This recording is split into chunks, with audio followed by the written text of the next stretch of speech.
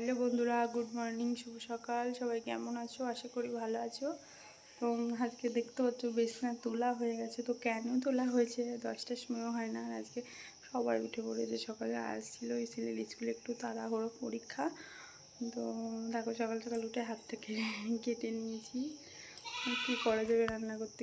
তো বন্ধুরা, হাত কেটে গেছে, তাও আমার কিছু করার নেই। আমার এমনই কপাল, আমার রান্না করতেই হবে। দেখো কাটা হাত নিয়ে আমি ডান হাত দিয়ে কিছু করতে পারছি না, আমি বাঁ হাত দিয়েও রান্নাটা করতে হচ্ছে। তাও আমার আর ছেলের জন্য একটু সুজি বানিয়ে নিলাম, যেহেতু আজকে পরীক্ষা। তো না খেয়ে গেলে 10টা বেজে যাবে, এত সকালে ভাত খেতে চায় না। ভুল হয়ে গেল, তখন গরু নিয়ে একটা ভিডিও বানালে তো কাজ হতো।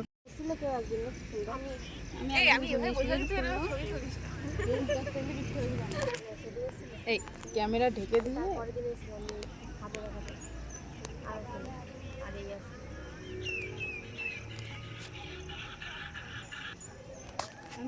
এটা ব্লগের, তোর ব্লগ দেখতে পারিস না? আমার একটু ভিউজ হয়। হ্যাঁ, আমি তোর ভিউসে উপন্যাসটা সারাদিন পড়ে থাকবো না এই জন্য ঠিক গেল, বড় বাড়ি থাকলে না। আজকে বাচ্চাদের পরীক্ষা, সব মায়েরা দেখো বাইরে ওইখানে দাঁড়িয়ে আছে, আর আমরা এদিকে এখানে বসে আছি। আমরা এখানেই বসে থাকি। ফাইনালি বাড়ি এসেছি। একবার স্কুল থেকে একবার ডক্টরের কাছে গিয়েছিলাম। তো দেখো হাতটা যে ব্যান্ডেজ করে দিয়েছে, আজকে কীভাবে খাবো জানি না। আর এই সবেমাত্র বাড়ি আসলাম, ভালো লাগছে না, প্রচুর যন্ত্রণা হচ্ছে। এ দেখো ছেলের জন্য ছাতা বায়না করেছিল, ছাতা কিনে দিতে হবে। তো দেখো ছাতা আজকে অবশ্য বায়না করেনি, অনেক দিন থেকেই বলছিল। তো কেমন হয়েছে তোমরা একটু কমেন্ট করে জানিও।